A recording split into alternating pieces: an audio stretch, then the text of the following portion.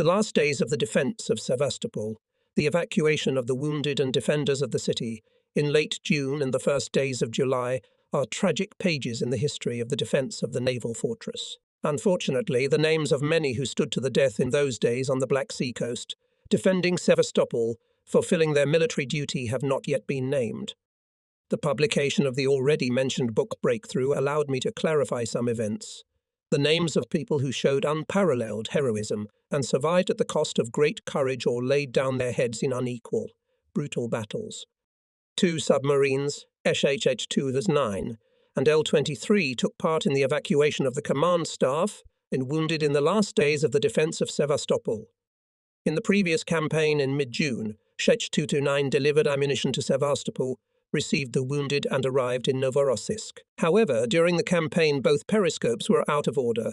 There were malfunctions with the vertical rudder drive, so in Novorossiysk submarine commander Lieutenant Commander V. Ivanov was ordered to become in Tuapse for repairs.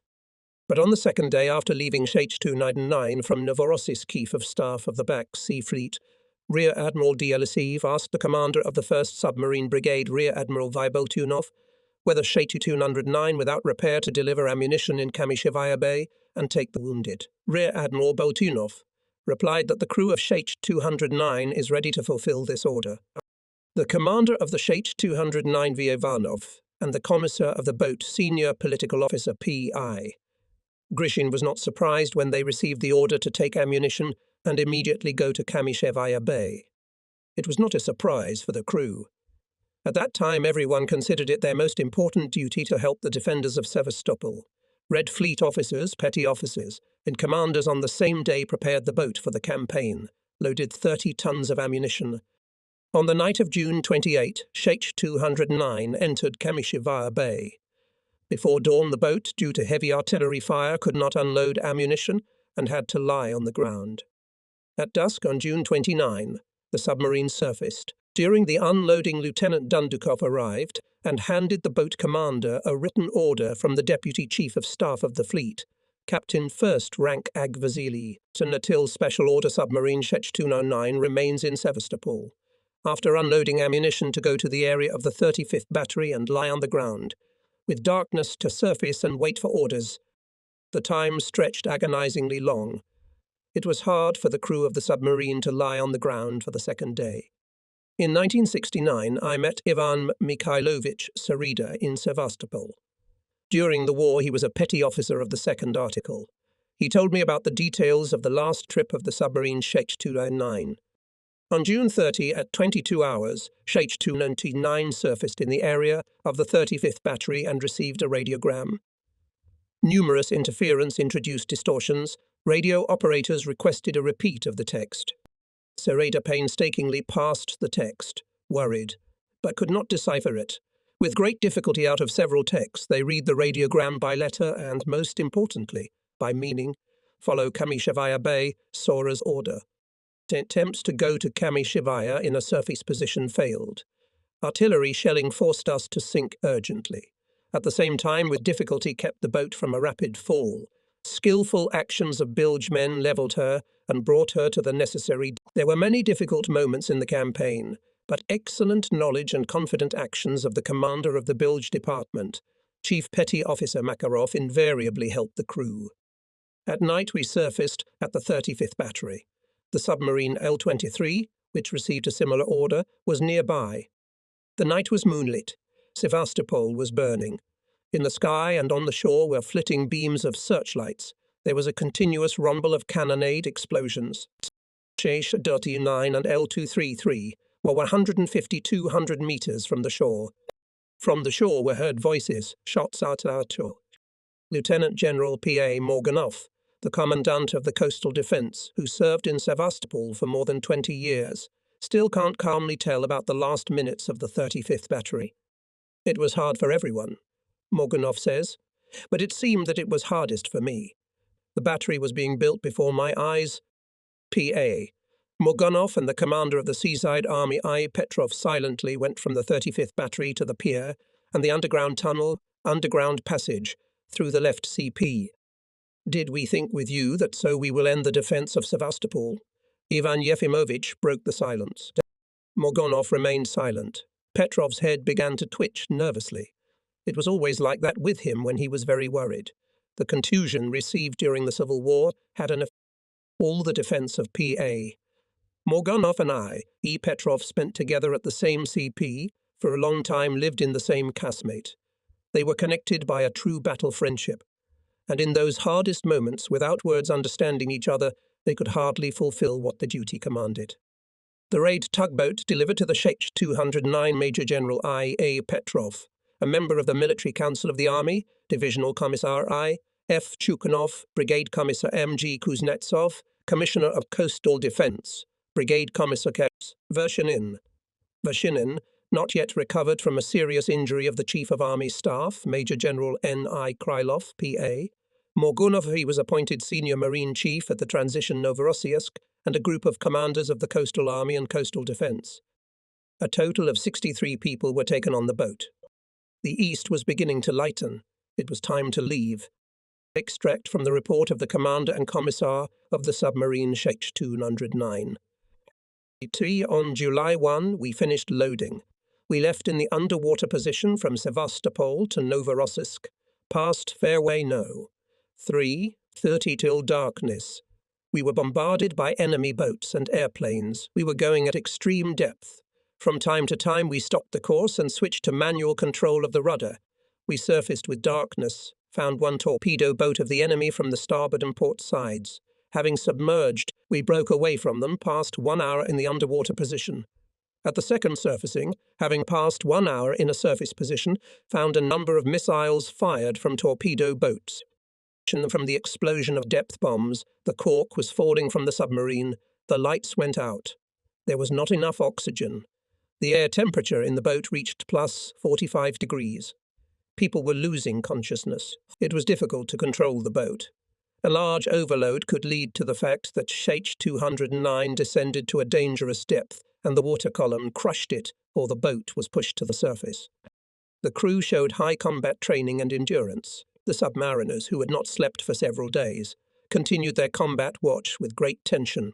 All were at their posts, and everyone tried to do their best to fulfill the commander's orders clearly and quickly, to eliminate malfunctions and damage caused by the hull shaking from the explosion of depth bombs. The common efforts helped to keep the boat in obedience. Only on July 3, enemy boats and aviation stopped pursuing the boat. Sheikh 209 was already under periscope and surfaced at night. July 4, the submarine entered the port of Novorossiysk. The commander of the Sheikh 209, Lieutenant Commander V. Ivanov, and Commissar Senior Political Officer P.I. Grishin on arrival reported that the entire crew acted perfectly, especially Senior Lieutenant Commander of BS-1G, V. Popozukin. The commander of BS-5 Engineer Captain 3rd Rank Lysenko, Senior Mate Senior Lieutenant Eliseev. The commander of BS-2 Senior Lieutenant Ostrovsky, Petty Officers Doloskhalov, Kostenko, Makarov, Tarasov, Secretary of the Party Organization, and Sukharukov, Secretary of the Komsomol Organization, the submarine L-23, where the commander was Kapitan, 3rd Rank I, F. Fartushny and Commissar Battalion Commissar V.N. Seleznev, from May 10 to June 30, 1942 made 6 trips to besieged Sevastopol. The crew delivered more than 600 tons of cargo to the port and took out 229 wounded from there. On June 30, during the 7th campaign, L-23 took on board 121 people. The campaign was a difficult one. During the crossing, L-23 was also submerged to the extreme depth. In the report on the 7th campaign, the commander pointed out how difficult it was not easy to break away from the pursuit of the enemy, who very accurately dropped bombs. Apparently, the Nazis had good means of detection and search for submarines. On L-23 among the passengers was a correspondent of the newspaper Red Fleet Senior Lieutenant N. Lanin, now retired captain of the 1st rank. Here is what Nikolai Nikolaevich told. On June 27, I was concussed and covered with earth. A shell hit the dugout, I was sitting close to the entrance, and I was quickly pulled out. At night, they sent me by car to the city. I tried not to show myself to the medics. I was lying down on the FKP. On June 30, it turned out that the command of the SOR was transferred to the 35th Battery, and a small task force remained on the FCP. The miners came to prepare KPP for explosion. Hitlerites were already on Korablanaya. When it got dark, someone senior ordered to get in the car, and we went to the 35th Battery. How I found myself in its underground casemates, I do not remember. Captain 3rd Rank Ilyashiv, who was in charge of all transportation, said that he would put me on a submarine. I remember his words.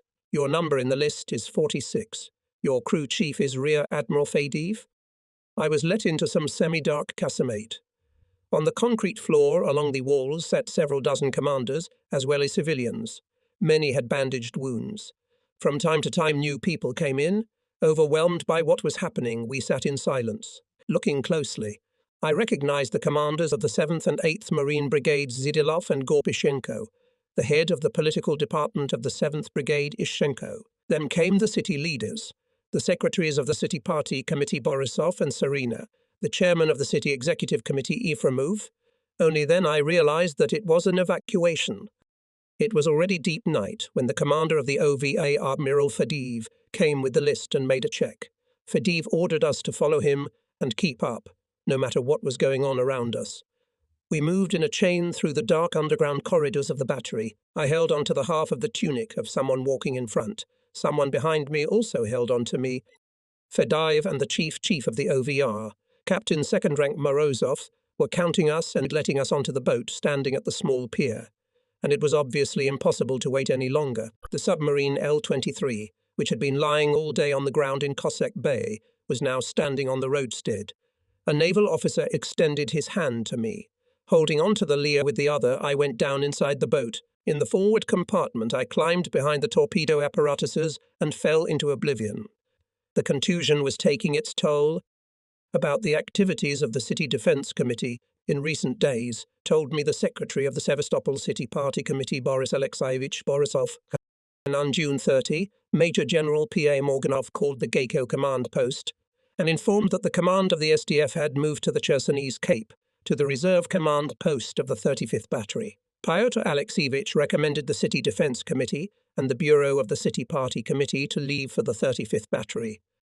And at the KPGKA all night and all day the heads of districts, enterprises arrived and reported.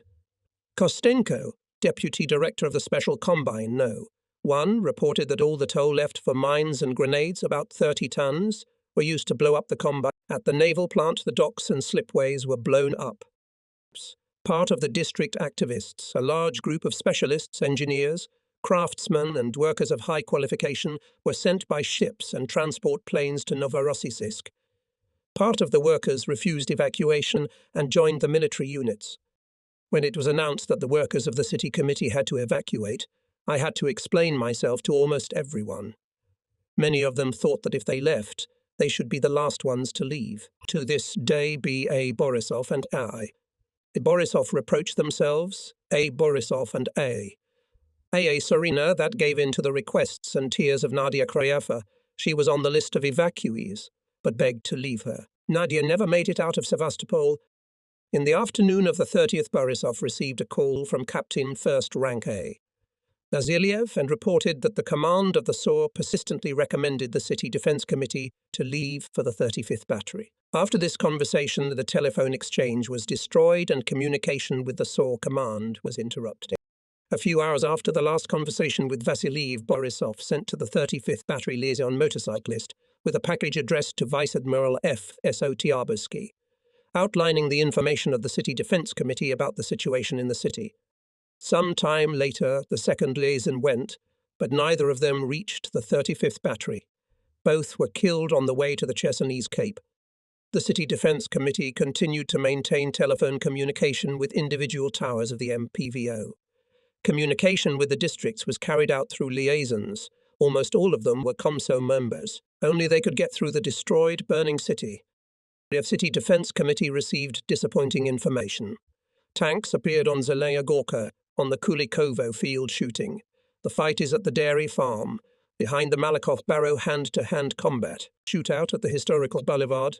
The enemy was rushing to Streltsy Bay, seeking to cut off the way to the Chersonese Cape. Those gathered at the command post together with the secretary of the Crimean Regional Party Committee, F. D. Min, Menshikov unanimously came to the conclusion that it was necessary to withdraw to the 35th Battery. Arrived secretaries of the northern and central districts, Kroletsky and Lopachuk, reported that all the activists and workers of district committees were sent to the Chersonese Cape.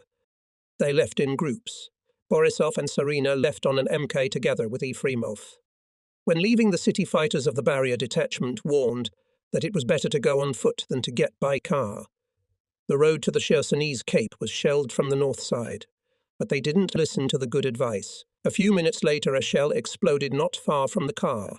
All three of them received shrapnel wounds. Having bandaged each other, they started to get to the 35th Battery on foot. Arrived at the battery at night, met with Vice Admiral F.S.N. Tyabrsky and Divisional Commissar M. Kulikov.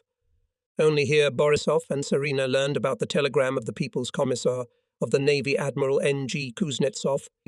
With great difficulty in the darkness, under artillery fire, they reached the pier of Cossack Bay.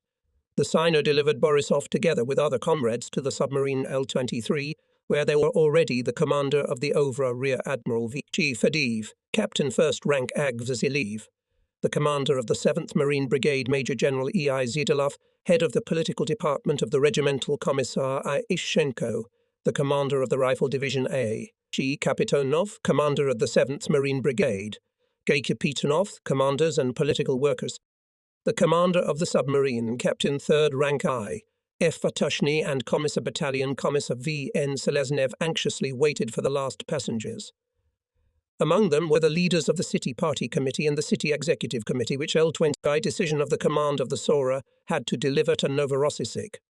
In total, 121 people were taken on the boat. The return trip of the boat, the 7th in May-June 1942, was the most difficult. Acoustics recorded 442 bombs dropped on the boat by the enemy pursuing it. Only on the third day, L-23 entered Novorossiysk port.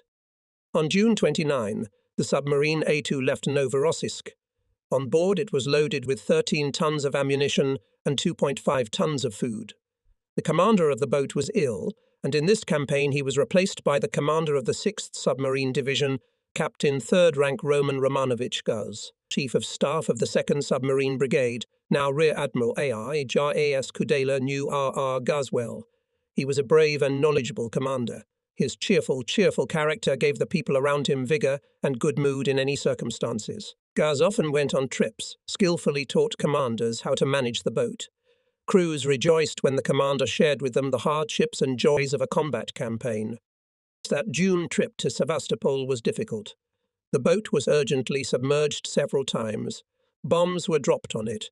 Thanks to timely and skillful maneuvers, the boat was not damaged. At dawn on July 1, in the area of the approach point of the Fairway submarine, detected the enemy. Boats and aviation began to pursue A2 and bomb. The gyro compass malfunctioned from the close bomb burst, but navigator Lieutenant N. F. Logvinenko and commander of the Navigational Electricians Department VI. Volkov quickly eliminated the malfunction. That day they recorded about 200 bomb explosions near the boat. With the onset of darkness, the pursuit stopped. At midnight on July 2, the order came from Novorossiysk: throw the cargo into the sea, go to the Chersonese Bay, take people on board. The commissar of the boat, political officer V.I. Chuluchnikov, explained the task to the crew. The commissar, assistant commander, senior lieutenant A.S. Bayanovsky, the commander of BS-5 military technician V.Y. Peshkov, Red Fleet and petty officers began to unload ammunition overboard. Heavy boxes with shells were manually lifted from the central station to the bridge and thrown overboard through the hatch. For 3 hours of hard work, unloaded 15 tons of ammunition. Having finished charging the battery, the boat dived to periscope depth and again headed for the approach point of the Fairway. Before approaching the bay, R.R. Guys gathered the boat's personnel and reminded them once again. We have freed ourselves from the cargo, which with considerable difficulty we have delivered here. Now our main task, to take on board the defenders of Sevastopol, who did everything they could. The boat submerged 25 meters and along the shore headed towards the Chersonese Bay. At times, enemy boats and airplanes dropped depth bombs. On the way to the shore, the boat touched the mineshaft 6 times, but everything went safely. We surfaced under periscope. The whole coast from Cape Phelant to the Chersonese lighthouse was in smoke. At the water cut, especially in the area of the Chersonese lighthouse, large groups of people crowded together. With the onset of darkness, the boat surfaced in a positional position. The area of the 35th Battery and the coast, Kamishivaya and Cossack bays were shelled by Hitlerites incessantly. The boat from time to time approached the coast and signalled with a darkened ratia. This gave the boat away. The Germans began artillery and mortar shelling. It was necessary to leave the seaside in the direction of Cape Violent. At that time the signalman reported to Captain Third Rank Guz. On the left is a raft. There are people on it. The second raft is also visible. Who are you? Asked Guz. Nurse Topolites. Come up one by one. Senior Lieutenant Bjarnowski helped people get up from the raft to the boat. Surrender your weapons. Climbing on the boat wanted to resist. This is the law of the sea. Weapons are handed over when you board the boat, explained the captain of the third rank. Among those taken from the rafts were the commander of the 1st Searchlight Company Lieutenant Azremishevsky, political officer of the company Lysenko, the commander of the 3rd Searchlight Company Lieutenant Vefadev, Lieutenant Yusenko, Junior Sergeant Podubnyak, sailors Bugayev, Asgon and others. In total 14 people were rescued. 2 of them were Red Army soldiers of the Primorsky Army. The Red Fleet men gave everyone half a glass of fresh water. Never in my life I have never drunk such delicious water as these first few sips, wrote later in his diary V.A. Fading. The rescue did not quench their thirst, but they were not given any more water. The water supply was very limited, but they gave them all dry underwear. The boat started to dive. It became more difficult to breathe, and many people's heartbeats increased. Especially those who were on a submarine for the first time felt it. Lenya, I think I'm getting worried. Said Fadiv. Me too, replied Rimashevsky. A sense of humour did not leave friends and in a very difficult situation. Roman Romanovich, who was standing there, grinned good-naturedly and said, You do not worry. It is we lack oxygen. The boat for 2 days has not surfaced, and now the oxygen is running out. That's it. Fadev said. We had no water, then no land, and now we have no air. The Red Fleet men carefully gave up their bunks to the weakened men.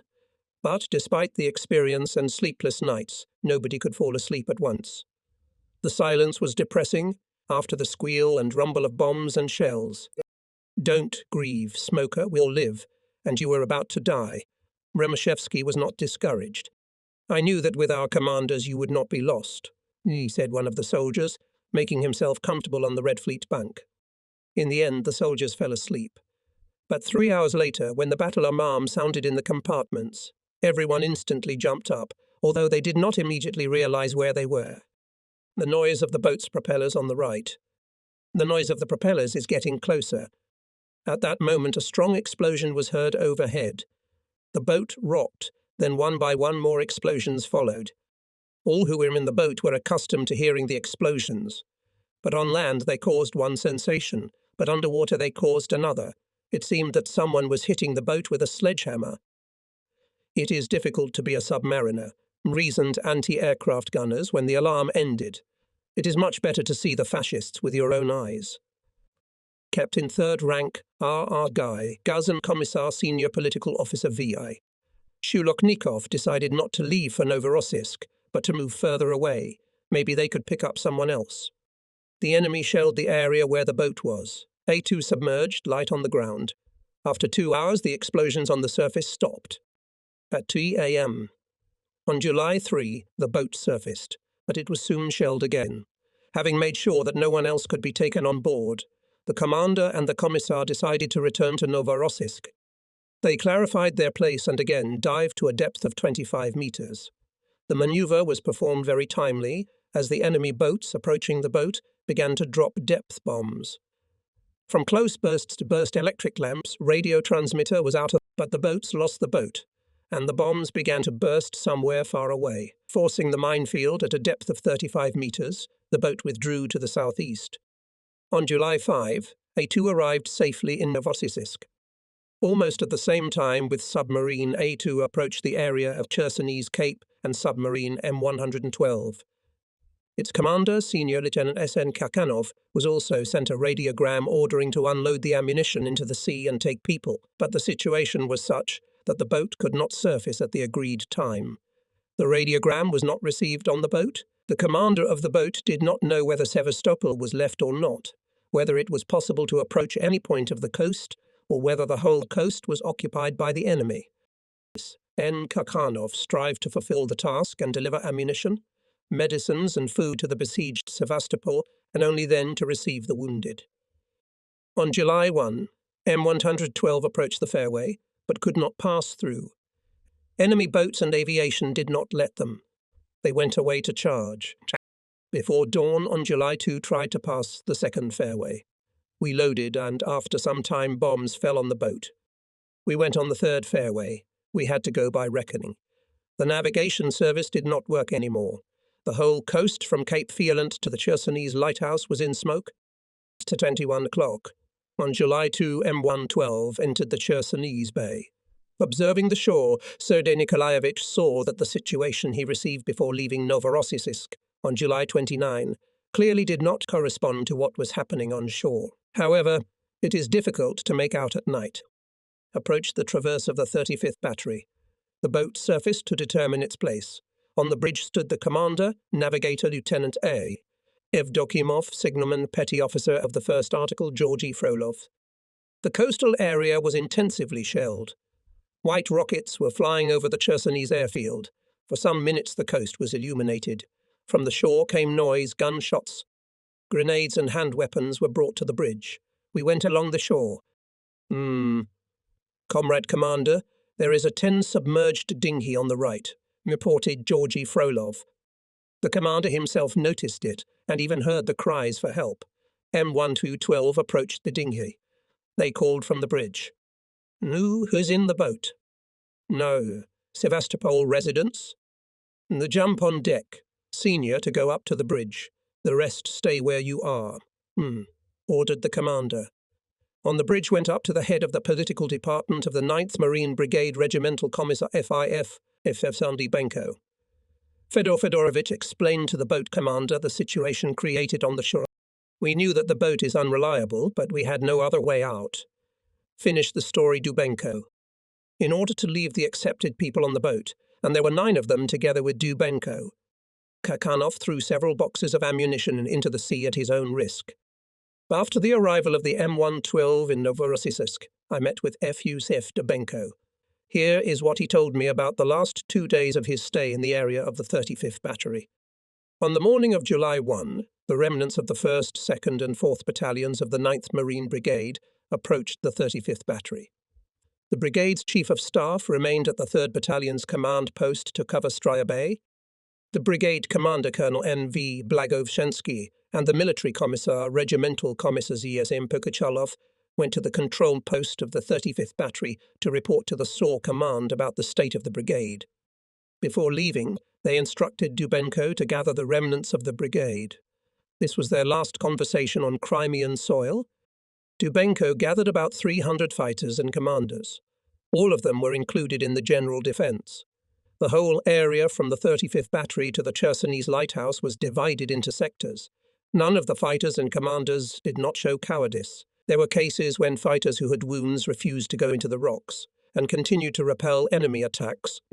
Dubenko, together with a group of workers of the Sevastopol City Party Committee, headed by the secretary of the Crimean Regional Committee FFD, Menshikov agreed to sneak at night from July 1 to July 2 through the front line to the guerrillas. When the detachment came out of the rocks at night and headed for Kamishiva Bay, it was joined by about 150 more fighters and commanders. Dubenko asked those who had followed his group, "Where are you going?" "With you to the partisans. We know that you are communists, and we will fight together with you against fascists in partisan units."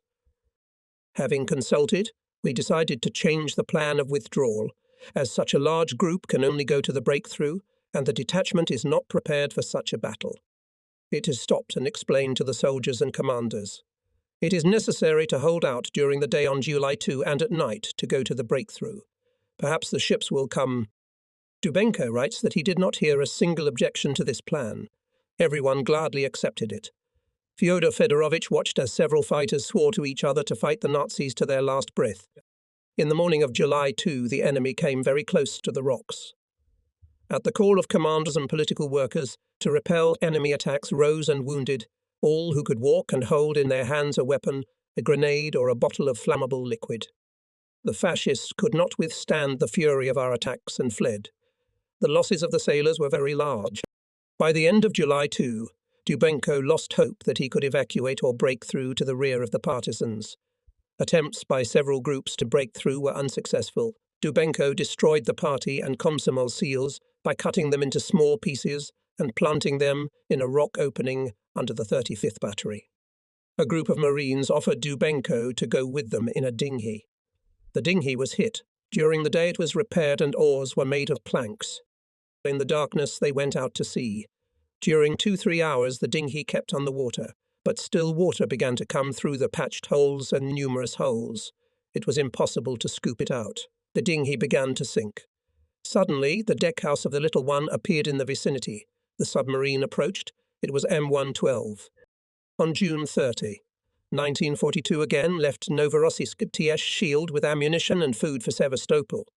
On the way they received a radiogram in which it was informed that it was impossible to enter Kamishivaya and Streletskaya bays. It was suggested to approach in the darkness to the area of the 35th Battery and take people. Shield continued to follow the course. Group raids of U-87s did not give direct hits, but the ship was damaged by close bomb bursts and lost its course.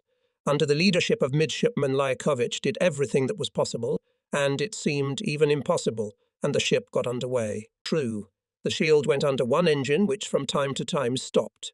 The speed dropped, but still the minesweeper had a move. On the report about the damage during the raid and the fact that the Shield follows under one diesel engine, received an order from Novorossiysk to turn back. Another night passed. We were going at an unusually slow pace. At dawn on the traverse of Feodosia, the signalman of the ship, sailor Rashenko, reported to the commander that he saw some white object on the water. The sea was stormy, and it was impossible to understand what it was. Gerngross changed course to the floating object. As they got closer, they saw the seaplane GS-9. On it was a white sail from a parachute. From the seaplane came cheers of joy. The wave was putting the Shield from side to side. A dinghy was lowered. Lieutenant Chicot, the navigator, and his rowers jumped into the dinghy and headed for the sailboat. It was difficult, because of the wave, to receive people. The first to be loaded were the wounded. In 4 trips they delivered all 33 people. We also transported weapons and valuable equipment of the airplane. It was impossible to tow the airplane. 2 short bursts from a large-caliber machine gun did their job. The airplane caught fire, began to lurch, turned over and sank. GS-9 was part of a group of seaplanes that arrived at the naval base on the night of June 30 July 1 to evacuate wounded, medical and flight engineering personnel from Sevastopol. The landing was to be made in Cossack Bay, but the enemy noticed the planes and opened artillery fire on the Chersonese Cape and Cossack Bay. The planes continued to walk over the sea, waiting for the landing signal. But it happened that the airfield duty officer was seriously wounded by a burst shell. The planes, not having received a signal from the ground to land, laid down on a reverse course.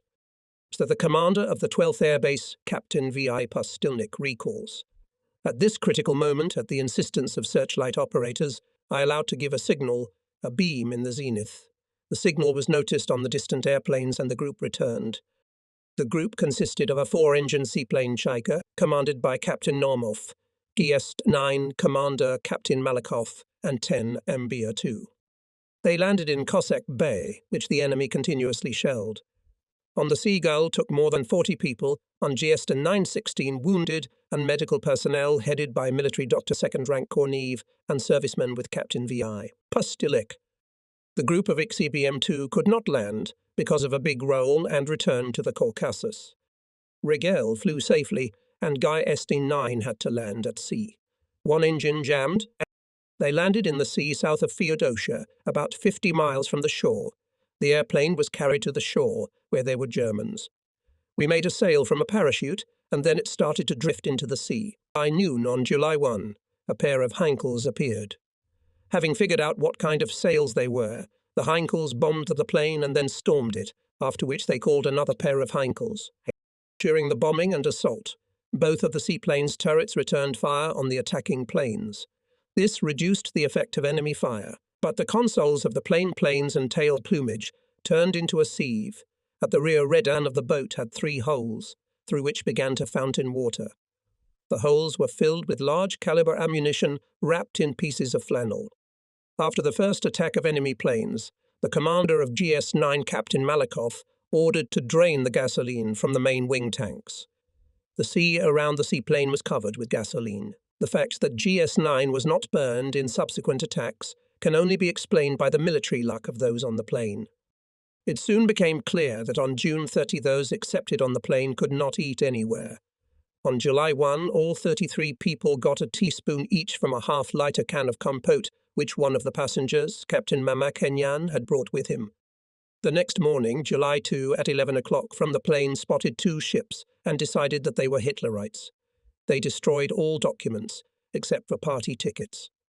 Everyone who had a personal weapon sent a cartridge into the breach and prepared for the worst. This caused despair among the women, who had no weapons, and who will shoot us so that we will not be captured by the fascists. Needless to say, how great was the joy when GS-9 recognized our minesweeper. On the night of July 3 Shield safely delivered everyone to Novorossiysk. On July 1 at 4 a.m., the base minesweepers Blast and Defender left Novorossiysk. Fleet Chief of Staff Rear Admiral I.D.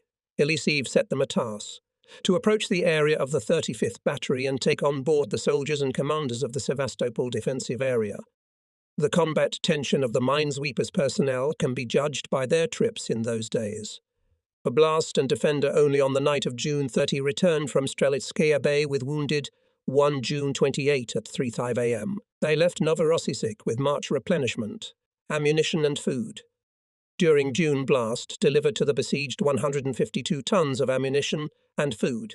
806 men of March replenishment took out 927 wounded and 175 evacuated. The commander of Blast, Senior Lieutenant Nikolai Fedorovich Yarmak, was the senior commander at the July 1 crossing. Heinkels and Junkers in 2s and 3s pursued the minesweepers, bombed them, but there were no direct hits. With the onset of dusk, tensions somewhat decreased. The crews of the ships knew that Sevastopol had fallen. They also knew that the defenders of the city, pressed against the sea, continue on a small strip of Crimean land in the area of the 35th Battery, selflessly repel continuous enemy attack. The defenders did not lose hope. They believed that the sailors would come for them. Senior Lieutenant Yarmak and Commissar Senior Political Officer P. Vorobyev knew that the sailors would come for them. P. Vorobyev knew that from Novorossiysk on the night of July 1, in pairs of Skar, patrol boats were leaving in readiness. Commanders of patrol boats on the order of the Chief of Staff of the Fleet I. Ilisev also had to go at night to the Pier 35th Battery and take on board continued resistance Sevastopol. The boats, which followed the first, managed to take the seriously wounded. But Hitlerites, apparently, noticed the movement and began to intensively fire mortar fire at the area of the wharf of the 35th Battery. The wharf collapsed. The boats began to board the swimmers. About midnight, Blast and Defender approached the fairway No. 3. In the sea there was a fair amount of ripples. It was necessary to determine their place, but neither the Chersonese lighthouse nor the red spinning one on Feelint gave signals, and there was no approach receiving board. The minesweepers passed presumably to the traverse of Belbek or Kacha. Everyone on the bridge was looking at the dark horizon on the starboard side, recalls Yakov Petrovich Volkov. Someone in the binoculars noticed a glow on the right.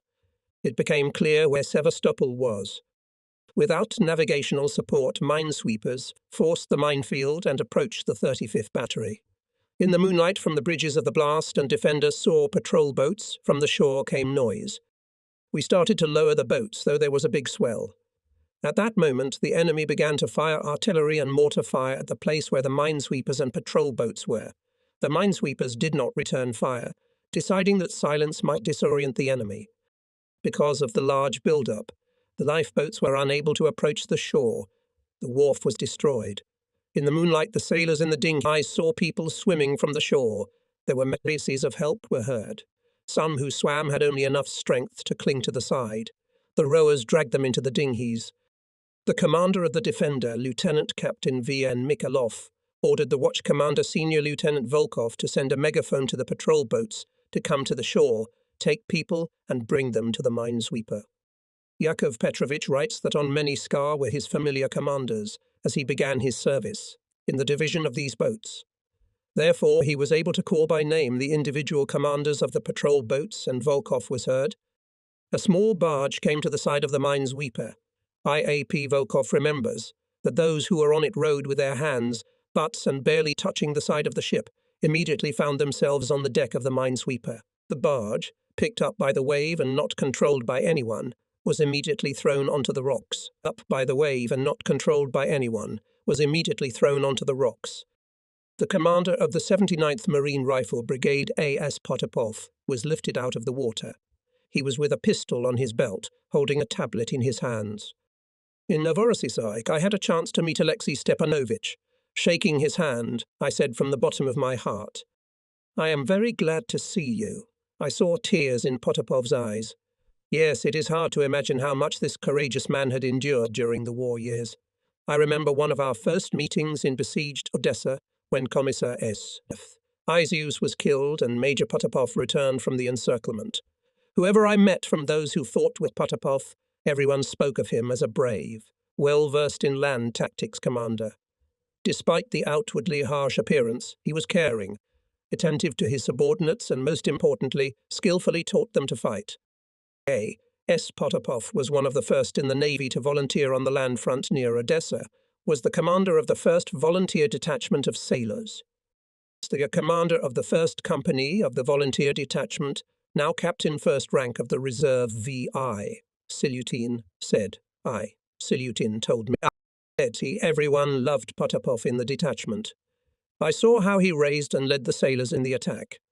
During a run in one of the attacks, I noticed a machine gun on his back and a box with machine gun ribbons in his hands. How this machine gun helped us when the enemy began to fight back.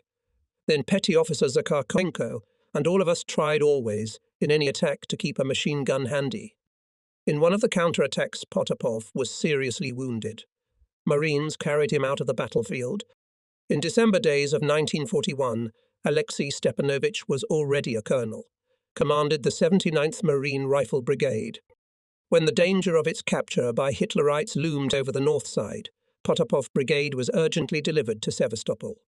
I remembered from the story of A. Potapov that in July days, when there were a few dozen people left of the brigade, they remained active fighters, did not lose heart, cared for wounded comrades. When the minesweepers and boats came, the survivors held together and first of all ferried the wounded. I wouldn't have made it on my own. I was supported by Marines, or rather towed, one on the right, the other on the left, and when they dragged me on deck, they came back for the other wounded. I did not meet them in Novorossiysk, and Alexei Stepanovich was silent for a long time. In the 1st Volunteer Detachment of Sailors under the command of Major A. S.A. Potapov started his combat activity, now midshipman of reserve M.D.M. Trubchanikov, still in besieged Odessa. During the fighting near Odessa, Trubchanikov was wounded. After being cured, he got into the 79th Marine Rifle Brigade, where the commander was also as Potapov, already a colonel. In December 1941, the 79th Brigade was sent to Sevastopol. In one of the sorties behind enemy lines, Trubchanikov was wounded again. He returned to the brigade only in June 1942. Mikhail Mikhailovich recalls how the Marines then repelled the continuous attacks of Hitlerites naked to the waist, when they, shooting on the move from automatic rifles, not ducking, approached the positions of Sapun Mountain. The sailors were already few, but they held on until they received the order to withdraw. They withdrew to the fork of the Yalta and Balaclava highway, where the 1st and 2nd Battalions of the 9th Marine Brigade were entrenched by the evening of June 29. A group of Marines of the 79th Brigade joined the thinning 1st Battalion, where the commander was Captain 3rd Rank V.V. Nikoshin and the Commissar Tauchion Commissar Yarilkov. We began to withdraw together to the 35th Battery. A few days of joint fighting twinned the Marines of the two brigades. On July 1, they participated in the counterattack against Hitlerites, who tried to capture the 35th Battery. By evening, Hitlerites were driven away from the battery. On the night of July 2, The patrol boats and minesweepers, which arrived to the area of the 35th Battery and to the Cossack Bay, could not approach the berths, which were completely destroyed. Sailors carried the severely wounded through the water, but not all of this group managed to get on the boats. From Battalion Nikolshin, together with the infantrymen of the 79th Brigade, remained 20 people. Nikolshin proposed to split into two groups. One went in the direction of Kamishevaya Bay. In one group, in addition to Trubchanikov, there were 6: Alexei Medvedev, Mikhail Skakunenko, Nikolai Eshov, Ivan Nishipuro, and Fyodor. Near the shore, they found a fishing boat under a rock. There were 2 pairs of oars, a bucket and a baiger in it. Without waiting for darkness, they went to the sea, but immediately they were discovered. The shelling started from the shore of Kamishiva Bay. The shells fell in 7-10 meters from the boat. The sailors rowed as hard as they could, trying to get out of the shelling zone. Finally, they got away from the aiming fire from the shore, but the joy was short-lived. Messerschmitts appeared. Messerschmitt shouting, "Hey, all in the water, press against the board." Hitlerites hit the boat with machine gun. One of the sailors was wounded in the neck. The airplanes left in the direction of Sevastopol. 4 packs of pea concentrate, a kilogram of sugar, some breadcrumbs soaked in seawater, 1 pack of makorka. Chief Petty Officer Alexei Medvedev once again reminded everyone that the trip would be difficult. Cohesion, conviction in the favourable outcome of the hard voyage can save. The first days passed calmly. The course was kept by compass. Wounded Mikhail Skakunenko was getting worse. He asked for a drink. Thirst tormented everyone, and soon hunger joined it. We were exhausted from rowing. On the 6th day, the sky began to be covered with clouds. A thunderstorm was coming. We hoped that we would be able to collect at least some rainwater. They waited impatiently, licking their cracked lips, but the cloud passed by. The 10th day passed. No one was discouraged. Everyone held firm. They rowed intermittently. Each stroke cost great effort. From time to time, someone lost consciousness. On the 12th day, Medvedev rose to his full height of almost 2 meters and shouted, "Hey, the shore, brothers, the shore. You see, there's a river." None of us remembers how the destroyer came and took the boat in tow. A.M. Trubchanikov finished his story. I woke up already in Batumi Hospital. To this day, I still wonder how we could survive without water and food, and I answer myself, so we could. After all, we are Soviet sailors. I was interested in the fate of Major V.V. Nikolshin's group. Having met with a participant of the war in the Black Sea Fleet Senior Lieutenant of the Reserve Yar, A. Solodovsky, I learned that he knows V.V. Nikolshin, corresponds with him and meets when Vyacheslav Vasilievich is in Moscow. In October 1971, Solodovsky and Nikolshin visited me. Nikolshin's tanned face covered with radiant furrows of wrinkles. Generously silvered head gave away traces of the experience. Vyacheslav Vasilievich told about the events of the beginning of July 1942, as if everything happened quite recently. His narration did not diverge from the data, which were known to me from others. In addition to the story, V.V. Nikolshin sent several letters in which he detailed what I was interested in. The war caught Vyacheslav Vasilievich as assistant commander of the 35th Battery. He was among those who were entrusted with the responsibility for activities related to the defence works on the Chersonese Peninsula. In October 1941, by order of the People's Commissar of the Navy, Admiral N.G. Kuznetsov, in accordance with the GKO order, 12 battalions were being formed for 2 brigades of Marines. The commander of one of the battalions was appointed Nikolshin. Commanding the battalion, Nikolshin took part in the battles at Matviev-Kurgan, and during the forcing of the Mayas River was severely wounded. After hospitalization, he was assigned to the Black Sea Fleet, to the 9th Marine Brigade as commander of the 1st Separate Battalion. In May 1942, the 9th Brigade arrived in Sevastopol. Nikolshin was appointed commander of the anti-landing defense of the Chersonese Peninsula, which included the Chersonese airfield, the 35th Battery, and the entire area up to Kamyshev Bay. In June days, Nikolshin's battalion was attached to the 109th Rifle Division commanded by General Novikov. Heavy fighting at Sapun Mountain on the heights of Karaguk. They retreated only by order. When retreating to the thinned battalion was joined by scattered groups of fighters, including those from the 79th Marine Brigade. Communication with the command was broken. The liaisons did not return. July 1, Nikolshin with the remnants of the battalion and joined the fighters entrenched in the area of the town of the 35th Battery. To clarify the situation, Vyacheslav Vasilievich with difficulty got to the battery. It was not possible to get inside as the main entrance was blocked, but Nikulshin, knowing the structure of the battery through the paterna, an underground passage, went to the command post. From Major General Novikov, Nikulshin learned that the 109th Rifle Division was instructed to cover the area of the 35th Battery and give the opportunity to arrive at night patrol boats and minesweepers to take Sevastopol. Nikulshin still remembers the words told him P.G. Novikov. Act according to your party conscience. Take on any authority, but before darkness to hold the roads to the lighthouse and the battery. The defenders of Sevastopol, who lost contact with the command, withdrew in scattered groups and singly. They were exhausted from fatigue, thirst, but they did not abandon their weapons, fought to the last against the invading enemy. They did not consider themselves defeated. In these difficult conditions, in some areas commanders and political workers were able to organize defense, delay the advance of the enemy. Nikulshin, with a group of political workers, commanders and fighters of the 9th Brigade, managed to gain a foothold on the back slopes of the Cossack Bay, attracting the retreating soldiers and commanders to participate in the defense. With great tension and dedication, managed to hold the approaches to the 35th Battery until darkness. In many ways, me and my comrades were helped by the Navy uniform. Our call to hold out until night, not to let the enemy to the battery retreating, perceived as a hope for salvation. Writes V.I.D. Nikulshin. Nikulshin kept the names of his comrades, with whom he shared all the bitterness associated with the abandonment of Sevastopol, with whom he remained faithful to the oath to the end. I will name them. The Commissar of the 1st Battalion of the 9th Marine Brigade, Battalion Commissar I. Rilkov, the Commissar of the Engineer Battalion of the Seaside Army, Battalion Commissar Vinal E.O.E. Osipenko, the Police Patrolman of the 1st Battalion of the 9th Marine Brigade, Iosipenko, Company Political Commissars of the 3rd Marine Regiment M. Gromov, Gay Smirnov, Company Political Officer of the 1st Battalion of the 9th Brigade, Senior Political Officers, Aryashev, Commander of the Anti-Tank Battery of the 1st Battalion of the 9th Brigade, Lieutenant Eni Balakantsev, Topographer of the Primorsky Army Headquarters, Lieutenant SII Budnik, Assistant Platoon Commander of the 31st Rifle Regiment, Sergeant I. K. Turian, Machine Gunner Ordinarian of the Commander of the 1st Battalion of the 9th Brigade, Senior Red Fleet B.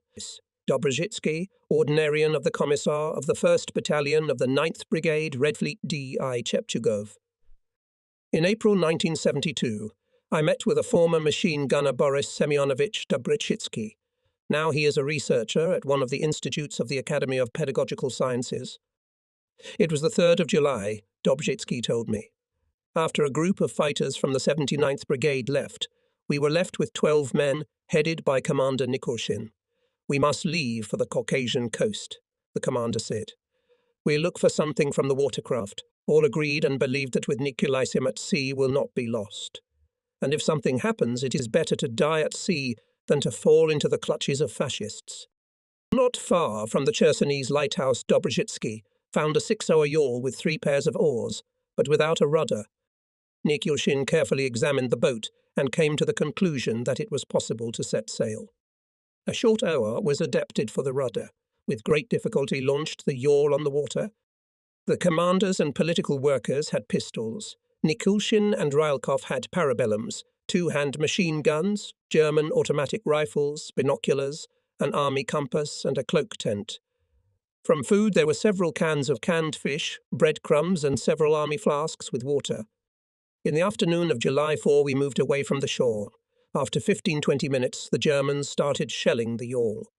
Nikulshin watched the bursts, and when the enemy's battery after the shooting went to defeat, he commanded.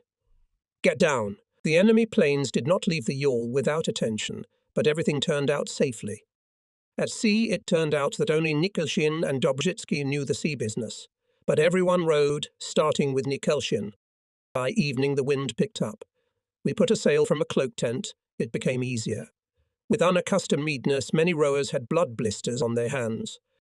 Nikulshin set up 2 watches, one led by himself, the second by Dobrozhitsky. Efim Ivanovich Rilkov kept people cheerful, believing in a favourable outcome. It is necessary to reach our coast to join again in struggle with Hitler's invaders to avenge for Sevastopol, repeated the commissar. Food and water were distributed by the commander and the commissar. The lack of water was especially painful. It was unbearably hot, but everyone received water only 3 times a day, 2 lids from an aluminum flask. In order to keep their bodies moist somehow, Nikulshin ordered them to bathe. It turned out that not everyone could stay on the water. Then they decided to lower those who could not swim overboard, supporting them by their hands. On the 4th day, there was not enough strength for this. Food and fresh water ran out. Nikulshin did not allow to drink sea water, but people could not stand it and drank it. The result was immediate. Many began to vomit. Nikulshin was an example of endurance. He was the only one who did not drink sea water. On the 5th day of our trip, Vyacheslav Vasilievich took out a bar of chocolate and divided it equally for the whole crew. I remembered this day well because it was my birthday. I remember how much appreciation we all had for Commander Communist Nikulshin, recalls Dobrozhitsky. Those were difficult days, but Nikulshin carefully kept the logbook of the whole passage. On July 13, many of the crew saw the shore. Everyone was sure that it was the Caucasian coast, the same outlines as the Batumi coast. Nikulshin alone sat at the oars on the port side, and a trio of rowers, including Dobrozhitsky, sat on the starboard side, but their combined efforts could not match the energy of the commander. A motorboat moved away from the shore. Dobrozhitsky, looking out, reported cheerfully to Nikulshin, "Batumi fishing feluga." Everyone's joy was immense. But when the motorboat began to approach the yawl, we saw that it was Turkish. A red flag with a crescent moon was flying on the flag. The yawl was taken in tow. With great difficulty, Sevastopol residents came ashore, began to point at the water, asking for a drink. Fishermen gave the sailors plenty of water. It should be recognized that the Turks treated the Sevastopolians kindly. In addition to Nikulshin's group, during these days and nights, about 100 Sevastopol residents reached the Turkish shore on various boats departing from the Chersonese Cape and Cossack Bay. Dobrozhitsky met there with his friend A.I. Grishin, who with his comrades reached the Turkish shore on a dinghy. Today, Alexei Ivanovich Grishin is an honored test pilot. It is about him in the Komsomolskaya Pravda of November 22, 1970, was told in the essay Who Teaches to Fly Planes. A few days later, the USR military attaché in Turkey, Captain Second-Rank Mikhailov, arrived in Ineboli and sent all Sevastopol sailors on the hydrographic ship Chernomorets to Batumi. After vacation, sailors returned to the Black Sea Fleet. Many of them took part in the liberation of Sevastopol. V.V. Nikulshin presented all his comrades to government awards. The night from June 30 to July 1 was running out. Dawn was approaching. The trawler blast took about 300 people. Among them were nurses and several doctors. Artillery and mortar shelling did not stop. At 3:30 a.m. on July 1, the blast laid down course for Fairway No. Defender continued to receive, or rather, to drag on the deck of the approaching people. The whole ship was already filled, cabins, rosters, dinghi's deck and engine hatches. The Defender followed the course of the blast. All day long, the minesweepers fought off the attacks of enemy planes. It was difficult to fire, people were crowded everywhere. Yarmak and Vorobyov told that many of those accepted to the ship were only in underpants sailors, in stripes, some of them kept their caps. They hid documents and orders in them. Despite the complexity of the situation, in between raids the rescued joked with each other, and indeed many had such a look that involuntarily caused a bitter smile. Red Fleet officers, petty officers and commanders of minesweepers shared everything they had from their personal uniforms. Many of the crew kept only what they were wearing. The galley and boilers worked continuously during the crossing. Everyone who was taken on board did not remember when they drank tea with sugar, ate hot food. When Boston Defender and patrol boats were returning to Novorossiysk, a detachment of patrol boats, SK-19 2009, 38, 39, 82, 108, left the base at 13:35 on July 2. The detachment included a link of patrol boats that arrived from the Azov military flotilla on the night of July 1 to 2. The commander of the link was Senior Lieutenant V.P. Shchebina. In 1969, I received several letters from the commander of SK-19NA, Askarov, about him. Askarov I have already told about him at the beginning of the book.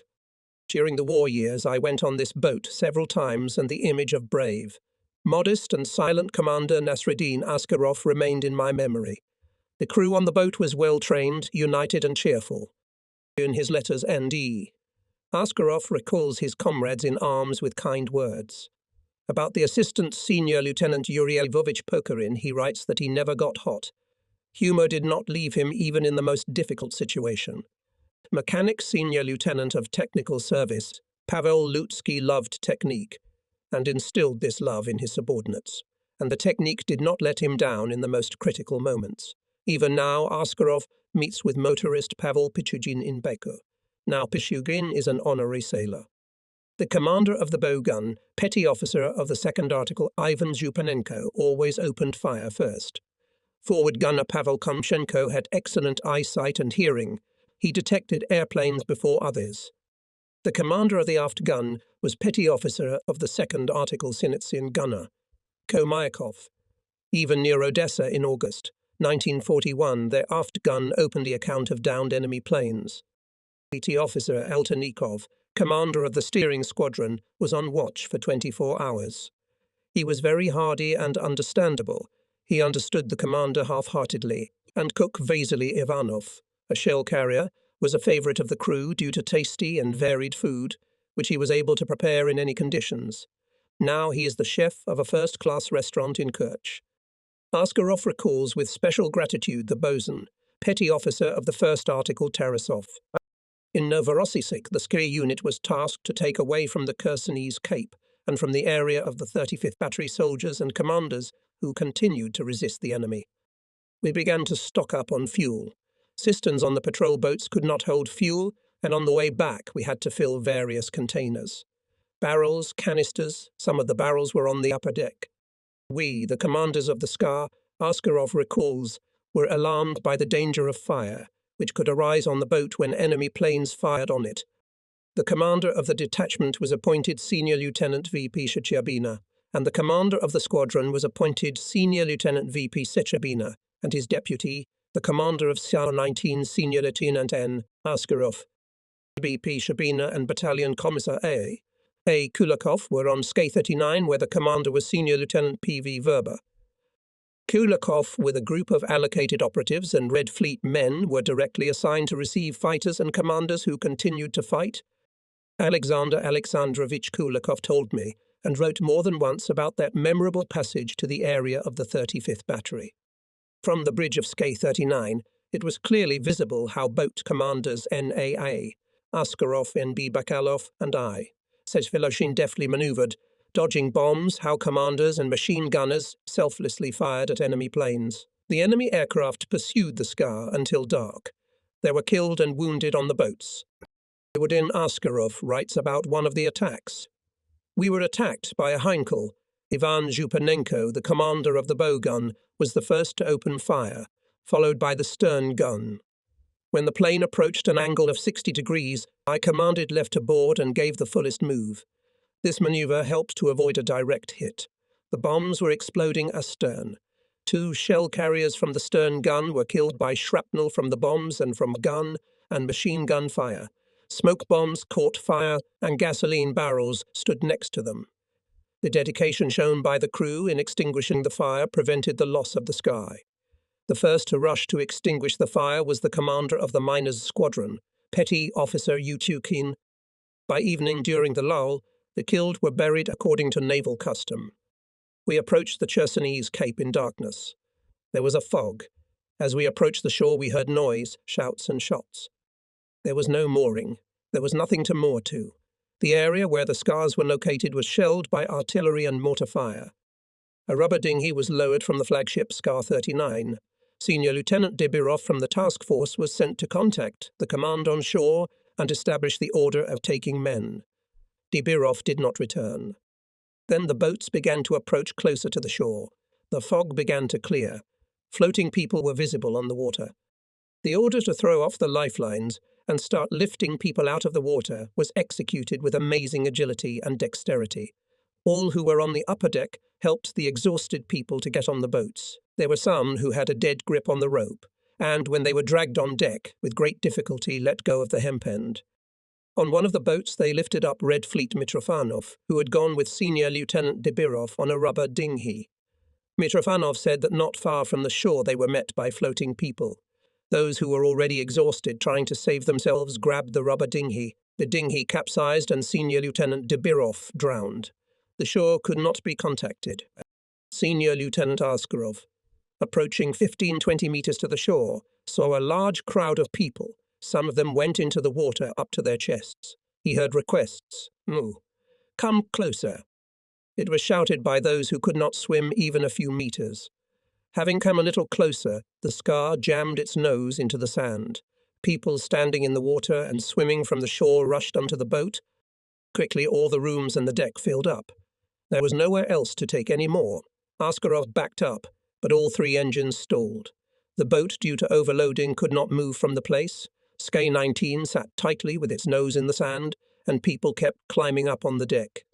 Noticing the passing Sk-39, Askarov shouted in the megaphone to V. Sichabina to pull the boat off the shoal. The flagship boat approached, gave the end, and dragged the stranded to clear water by the stern. Sk-19 took on more than 100 men. Kulikov and Shabina were reported that all the boats were overloaded, taken against the norm 2.5 times, and not all of them were picked up. And then came the most difficult. I had to cut the rescue ends and leave. Till dawn came. Askarov from the bridge noticed a floating raft and on it a man in a calfskin jacket. I thought at that moment, the boat is overloaded, but not to perish a man if he is alive.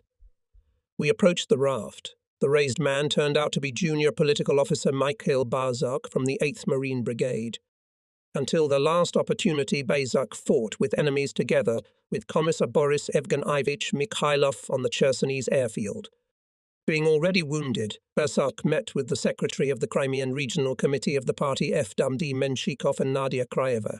It was Nadia who bandaged Mikhail Barzak's wounded leg and recommended to bandage Barzak's party ticket. Menshikov and Krayeva refused the offer to go on the raft, believing they would be a hindrance as both were wounded. On June 30, when the headquarters and political department of the Water Area Protection were relocated from Quarantine Bay to the area of the 35th Battery, Stepan Ivanovich Arvachuk, senior instructor of the Political Department for Organizational Work, was ordered to take the documents of the Political Department and Mo-21 to go to Novorossiysk. Together with the secretary of the Political Department, petty officer of the first article Tishenko, Averchuk took the documents, seized a typewriter and in the afternoon left in a Gazik to Cossack Bay, where Mo-21 was located. The road was shelled by artillery and mortar fire from the north side. German airplanes were flying on a shave over the bays and the road leading to the Chersonese Cape, and shelled them from cannons and machine guns. We often had to turn off the road, jump out of the car and lie down in the ditch, recalls now Vice Admiral S.I. Avachuk. But we reached Cossack Bay safely. Mo-21 stood camouflaged in the reeds. Part of the crew was in the Adit. The commander of Mo-21, Lieutenant Stepan Gladyshev, told Avachuk that he had an order to go to the 35th Battery at dark and receive a group of commanders of the headquarters of the OVUR and SAW. We left Cossack Bay at dusk. No sooner had we moored to the battery pier than people started jumping on the boat. We had to move away. While manoeuvring along the shore, we picked up several people who had swam up to the boat. Several times approached the pier and took 70 men. At 3 o'clock on July 1, we pulled back. Going beyond the edge of the minefield, laid down a course to Sinop. We strived to get away from the Crimean coast, believing that enemy boats and airplanes would be less frequent there, and later to turn to the Caucasian coast. At dawn, a scout airplane appeared. Following it, as always, was a U-87.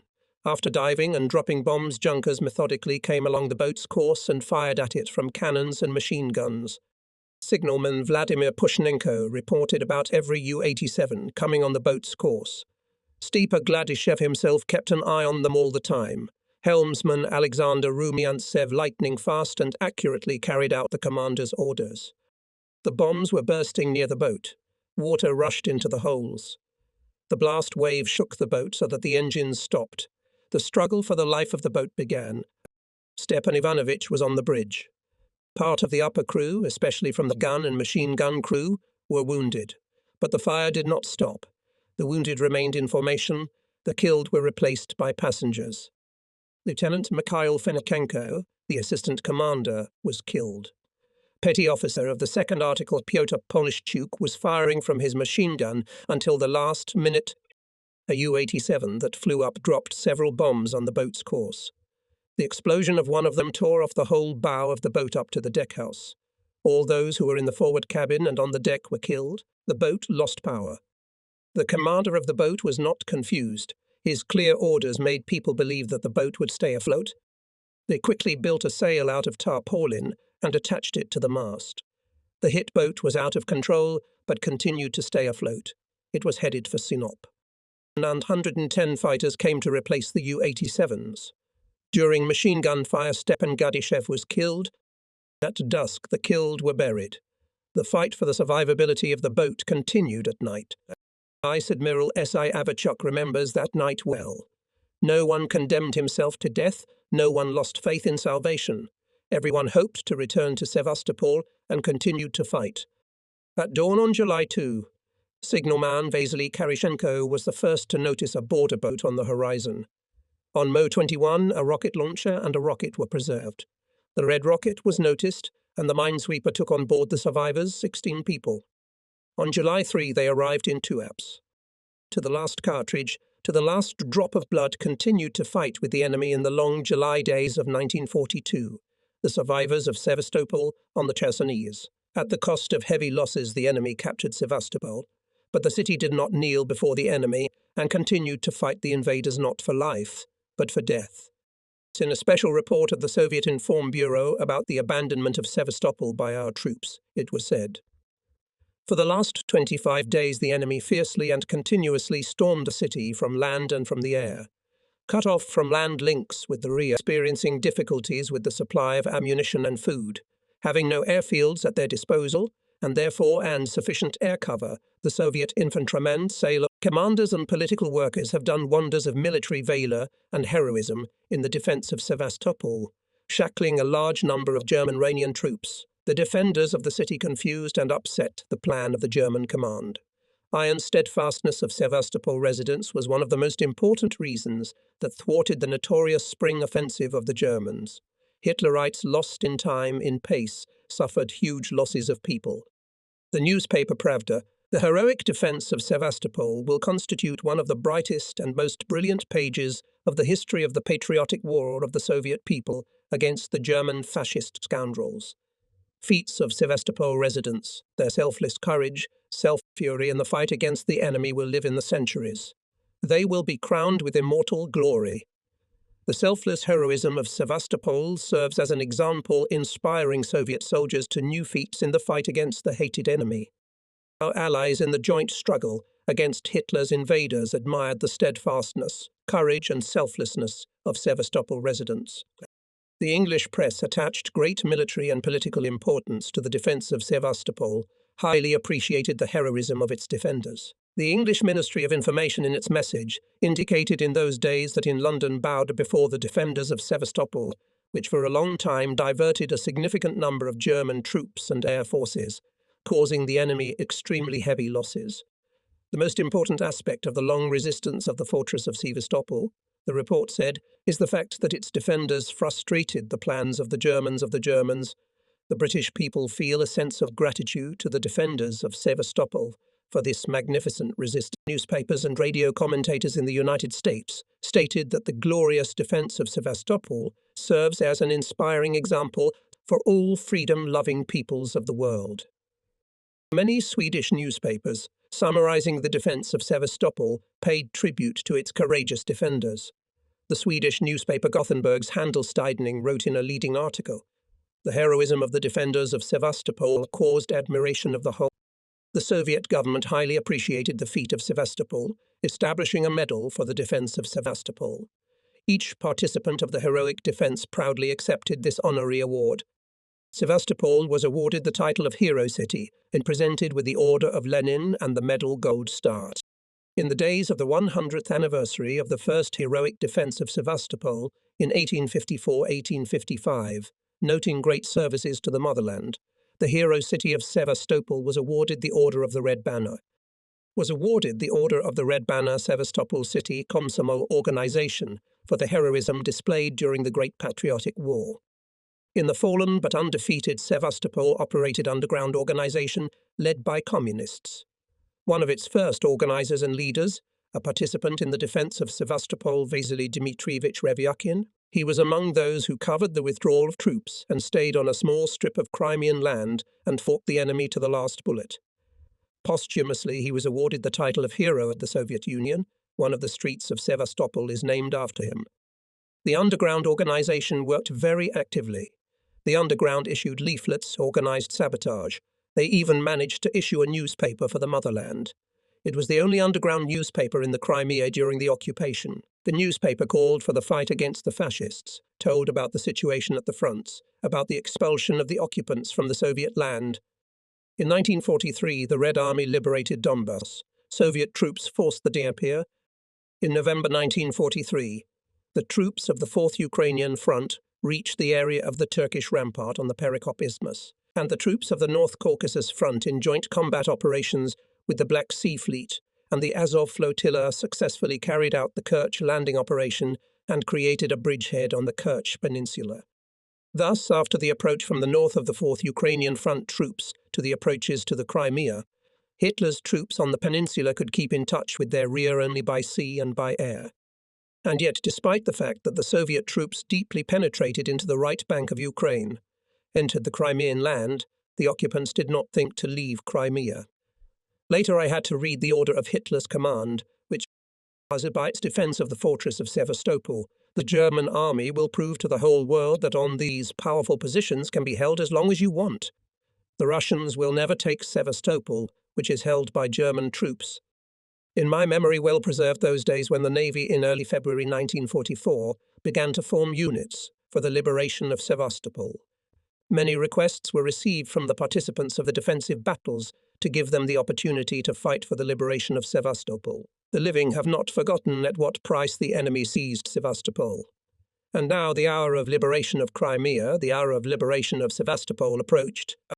In the fleet was intensified preparation of forces for the offensive. In these days the Black Sea Fleet received significant reinforcements. 45 river boats were sent to the area of the Dnieper Bug estuary. Self-propelled tenders arrived from the Baltic. From the Pacific Fleet arrived torpedo boats and 10 submarines. The combat composition of the fleet was replenished with newly built patrol boats. For participation in the Crimean operation was allocated 400 combat aircraft. Part of the aviation was relocated to the airfields of Tabria. Strong, enriched with combat experience, well-prepared formations and units of the 4th Ukrainian Front under the command of Army General F.I. Tolbukin began the offensive on April 8, 1944 by strikes from the bridgehead on the southern bank of the Sivash and on the Perekop Isthmus. After a powerful artillery and aviation preparation, troops boldly attacked the enemy, breaking his fierce resistance. After fierce fighting was broken through the main strip of enemy defences, and on the night of April 11 on the Kerch Peninsula went on the offensive and separate coastal army under the command of Army General A.I. Yeremenko. It was assisted by ships of the Azov Flotilla, which was commanded by now Admiral of the Fleet of the Soviet Union SSC Gorshkov. In the morning of the same day, liberated Kerch. Rapidly pursuing the enemy, mobile units at the 4th Ukrainian Front on April 15 approached the outskirts of Sevastopol. Partisans came down from the mountains. They suddenly attacked the retreating enemy units. During the liberation of Simferopol, partisan detachments led by the commander of the 1st Brigade F.I., Fedorenko, acted especially bravely and selflessly. Partisans occupied the telephone exchange and other facilities, preventing the fascists to blow up and set fire to them. In Evapatoria, fighting groups of underground organized ambushes destroyed torchbearers who tried to set fire to buildings. Ships and aviation of the Black Sea Fleet under the leadership of the commander Admiral F.I.S. Oktyabrski blockaded the Crimea, disrupted Hitlerite sea communications, struck enemy troops in coastal ports, ships and transports at berths, and in the open sea. The main striking force of the fleet was aviation under the command of Lieutenant General V.V. Ermashenkov. More than 400 airplanes took part in the fighting. 200 of them carried out strikes on enemy communications in the northwestern part of the Black Sea. Planes that were on airfields in the Caucasus pursued the Nazis off the southern coast of Crimea. By the end of April, the 11th Air Assault Division relocated to the Crimea, and some of the attack aircraft and fighters on airfields in southern Ukraine. This allowed to strike enemy convoys at a greater distance from Sevastopol. The remarkable pilot Ivan Korzunov, being the commander of the dive bomber division, continued to fly on combat operations. He was among the first in naval aviation in the days of the liberation of the Crimea, and Sevastopol used the method of topmast bombing. The essence of this bombing is that the plane attacks the ship from a low altitude, at a distance, 200–300 meters. The attack required from the crew courage, determination, and high skill. Such qualities were possessed by Ivan Igorovich and his pets. Viktor Pavlovich Kanarev, commander of the Mine Torpedo Air Division, many times took his crews to combat operations. Fighter pilot Ivan Stepanovich Lyubimov returned to service after a wound and amputation of the foot. In the days of liberation of Sevastopol, commanding the division, Lyubimov continued to participate directly in the battles. The motherland highly appreciated the heroic deeds of these commanders, honoring them with the title of Hero of the Soviet Union. Colonel General of Aviation I. Korzunov and Lieutenant General V.P. Kanarev are not among us. P. Kanarev are not among us, but the memory of them lives on. Major General I.S. Lyubimov continues to serve, passes on to young people his rich combat experience. In the battles for Sevastopol distinguished themselves also brigades of torpedo boats under the command of Captains 2 rank V.T. Protsenko and G.D. Dychenko. Now they are Rear Admirals, and G.D. Dychenko is also a professor, Doctor of Naval Sciences. One of the first to open the account of sunk enemy ships, torpedo boat Senior Lieutenant G.A. Rogachevsky, only in one of the daring operations to intercept the fascists who were fleeing from Sevastopol. Rogachevsky's crew sank a transport and a landing barge of the enemy. Among others, Rogachevsky was also awarded the title of Hero of the Soviet Union. Boat commanders Kudersky, Petrov, Kananadzis and Wesov were the first to use a new tactical technique, attack the convoy, which was leaving Sevastopol, using the maneuver of coverage from both sides. In conditions of strong fire resistance, these commanders sank 2 transports. Submarine brigade commanders, Rear Admiral P.I. Boltunov and Captain 1st Rank M.G. Soloviev also persistently prepared commanders and crews of submarines for the offensive. When hostilities began, intelligence data was transmitted to the boats promptly, and submariners more often attacked enemy ships and vessels, despite the fact that anti-submarine guarding convoys strengthened. In one of the campaigns in the second half of April on the submarine Shch-22 was the commander of the division, Captain 2nd Rank R.V.R. Gaz. The data received by radio indicated the area of the convoy. Soon the commander of the boat, Lieutenant Commander M.V. Leonov, detected on the horizon silhouettes of ships. Standing next to Leonov commander, considering that this would be the first independent attack of the captain-lieutenant, after his report, looked himself in the periscope and approved the actions of the commander. Mikhail Vasilievich was worried, but the commander's praise strengthened his confidence.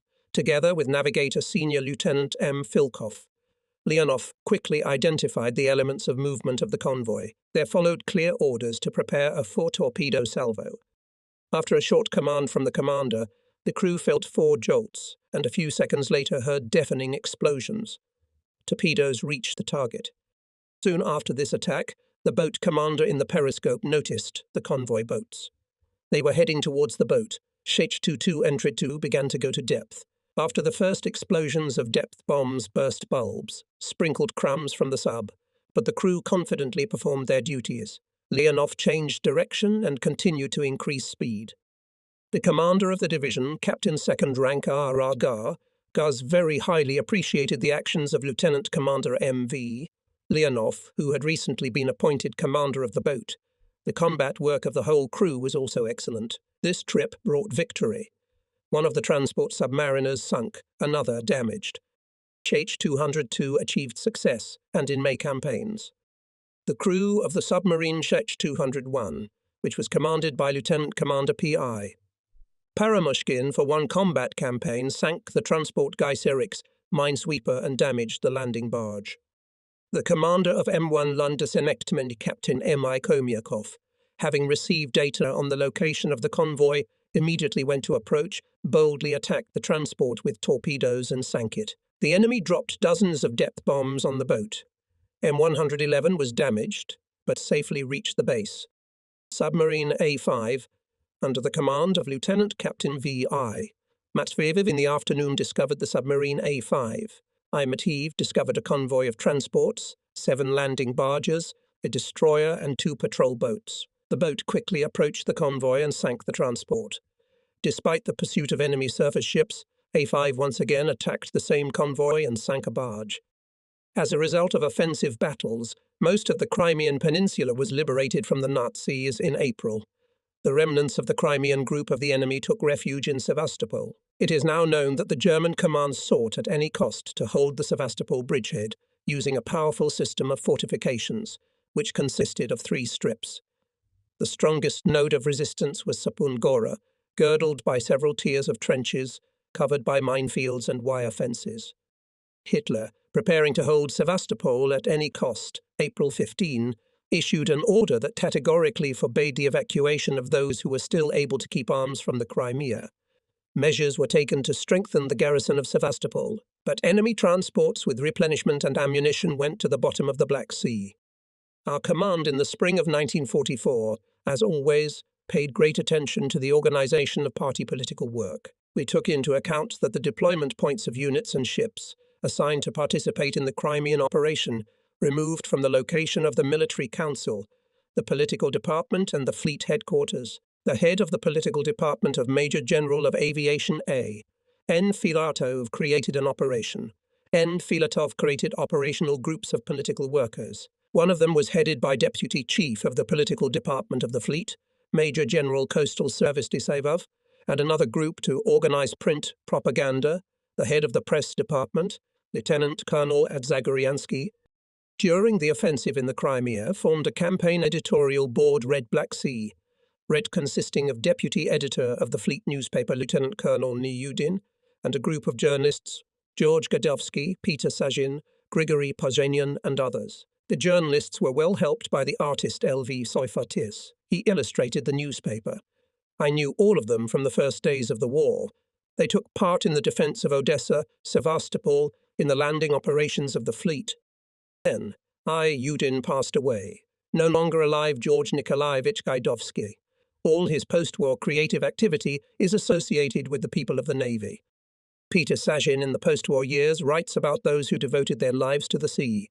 Grigory Pozhenyan, poet, playwright, is faithful to his theme, the war on the Black Sea. Great was the desire of sailors of the Black Sea Fleet to take a direct part in the expulsion of the occupants from Sevastopol. Hatred for the enemy grew more and more. This was promoted by the messages of the Extraordinary State Commission for the Establishment and Investigation of Atrocities of Fascist Invaders on the territory liberated by the Soviet Army, which were distributed in the form of leaflets. As it was found out later, only in Sevastopol 13,000 people were shot. Many thousands of people were taken away in slavery to Germany. Our soldiers learned about Hitlerite atrocities, also from letters that came from the liberated areas. On the ships and in the units read these denunciatory documents.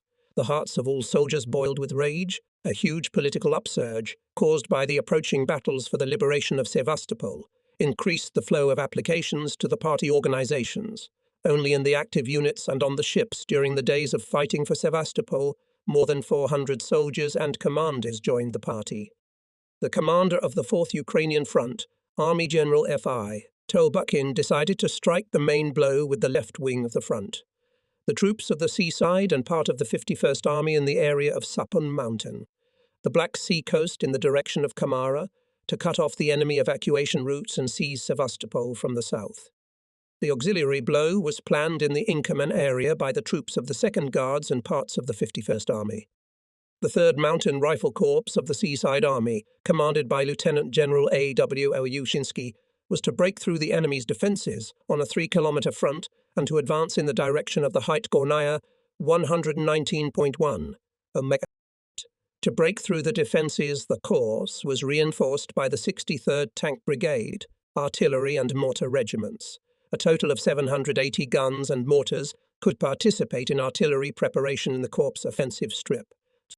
The 83rd and 255th Marine Brigades, attached to the operational subordination of Lieutenant General A. Luchinsky, was to break through the enemy defences at the line Karangora-Kaya Bash. In order to divert the enemy forces from the main direction of our strike, units of the 2nd Guards Army attacked the fascist fortifications from the east and northeast on May 5. Long-range aviation and the 8th Air Army were striking enemy positions. Here is what Alexander Alexandrovich Luchinsky, now an army general, told me. I remember well the morning of May 7, the beginning of the offensive.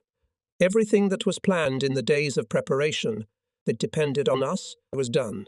The offensive impulse of all the personnel was high. We can judge by the fact that only for 3 days of preparation for the offensive from May 4 to 7 in the course was submitted 445 applications from fighters and commanders with a request to be accepted into the ranks of the party.